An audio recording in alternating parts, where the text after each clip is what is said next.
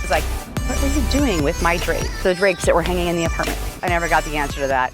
Hi, this is Kari from Sky Properties, and today we're going to talk about balcony inspections, which are now going to be required. So one of the things Sky Properties has been doing since we knew this law was going to be enacted and applied, which was a long time ago actually at this point, we started proactively looking at our balconies. And of course, if you see something sagging or if you see something bubbling, those are balconies that should be looked at first. Anything with loose rails should be looked at right away. You don't want that. Sky Properties has bought a camera and the equipment to be able to open up balconies, take pictures, photograph it, document it to make sure that all of our balconies are safe and sound. Sometimes just eyeballing something, you can see that something's wrong. An example of that is a while back we were at a building that was fairly new, had been built in the past 5 years at the time. And I was looking up the balconies and I saw two of them that looked like they were slanted down.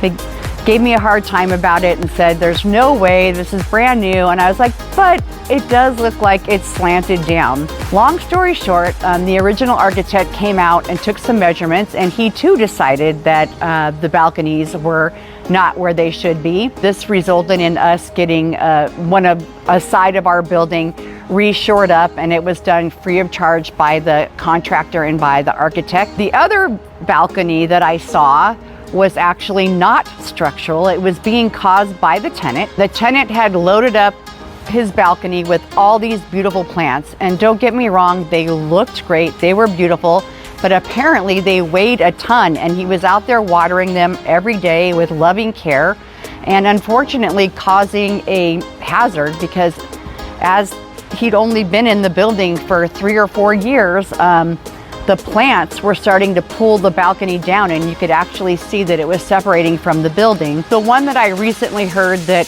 is kind of scary is there was a tenant that had one of those big green pads for dogs to be able to go to the bathroom, and the owner wasn't caring for it properly and cleaning it and emptying it, and instead it had completely filled up and was sitting directly on the balcony, and it was damaging, not only damaging the balcony, but causing the balcony to have a lot of weight on it. And when the tenant did finally clean up this patch of fake grass sitting on the balcony, when he was walking away, his foot stepped all the way through his balcony.